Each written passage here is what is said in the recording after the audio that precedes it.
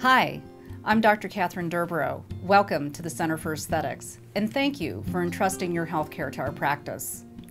At the Center for Aesthetics, we want you to know that you matter as a person, not just as a patient. Our professional staff will be available to you 24 hours a day during the surgical experience and in your postoperative healing period. The purpose of this video is to provide you with detailed information regarding blepharoplasty surgery, how to prepare for the surgery, and what to expect in the postoperative period.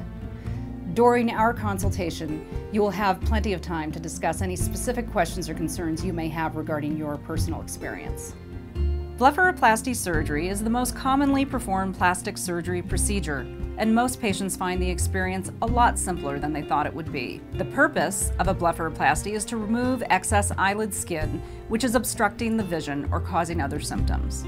Surgery is performed in an outpatient surgery facility under a small amount of IV sedation. Because of this, you will need to bring a driver on the day of surgery. During the surgery, you will be very comfortable. The medications you are given will make you drowsy, and most patients do not recall any details about the operative experience. The procedure involves making an incision in the natural lid crease. This is very important, as by doing so, the incision is concealed in a natural skin crease and usually is not visible after you are done the healing process. In some patients, fat contouring will be done to remove bulging fat pockets to improve the contour of the eyelid. The procedure takes about an hour to perform, and you will be ready to go home from the surgery center within about 20 minutes. The good news is that pain is not a prominent feature in the postoperative period.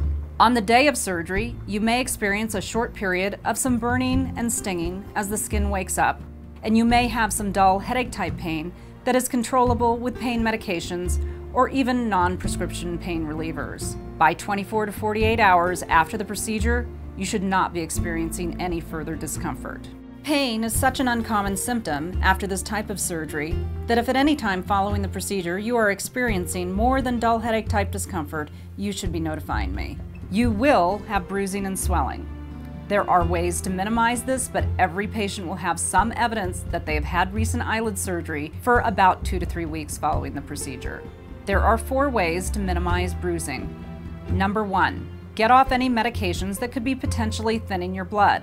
This includes aspirin and aspirin-containing products, as well as nutritional supplements that have high doses of fish oil. If you are taking prescription blood thinners, such as Eyelid, Plavix, or Coumadin, please notify me during our consult time, and we will decide the appropriate duration of time off of these medications prior to surgery. Number 2, get on Arnica montana. Arnica montana is an herbal supplement that has been clinically proven to reduce bruising and swelling, and to help the bruising that you do get go away faster. Arnica is available at most health food or nutritional supplement stores. It is best to start Arnica 1 week prior to surgery and to continue for a week following surgery. Arnica has not been shown to interfere with any other prescription medications. Number 3, ice, ice, and more ice. On the day of surgery, you should plan to nearly continuously ice your eyelids once you get home from the surgery center. You will be provided an ice pack to bring home, but another good choice is frozen peas or corn in sandwich baggies. I find these conform to the eyelid better. Have several sets prepared and in the freezer before the surgery, and you can rotate these onto your eyelids to keep them iced. And finally, number 4, when you decide to go to bed that night, you do not need to ice your lids throughout the night, but please try to sleep on your back with your head slightly elevated. If you are a face or a side sleeper, you may even want to consider a reclining chair for the first several nights. The day after the procedure will be the worst looking day. By then, the swelling and bruising will have settled in. You may get a lot of sympathy from those looking at you, but you should not be having any discomfort and you should be feeling very good. The bruising and swelling will gradually start to fade over the next several days, up to 3 weeks.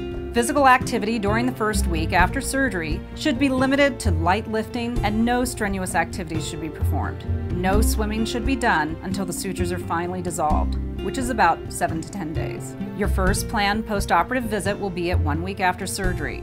In general, no sutures will need to be removed. Unless I tell you differently on your postoperative visit, you may resume all normal activities after the first week. You should not apply makeup directly to the incision site until the scab is gone, which may take up to 10 days. You may apply makeup elsewhere as soon as you desire. You should be feeling confident about your appearance by the end of the 3rd week after surgery. This is the time frame that most patients feel like they look better than they did before surgery. Certainly, that is not your end result, however. The contour of the eyelid and the appearance of the incision line will continue to transform for several months following surgery. Risks are exceedingly rare with this type of surgery, but we always need to discuss them prior to proceeding. In general, bleeding and infection are the 2 things that any surgeon worries about when performing surgery. Fortunately, these problems rarely occur with this type of procedure, but usually the first indication of a problem would be increasing pain. The way to stay out of trouble is to always keep an open line of communication with me. I am available to you anytime, day or night, and encourage you, if you have a question or a concern, to call me. Our answering service answers the phone 24/7 and always knows where to find me. Some people are fast healers, some people are slow healers. Some people bruise easily, some people barely bruise. These are the things that we may not be able to control. If you feel that you have any particular susceptibility to post-operative problems, please notify me during the consult and we can address them together.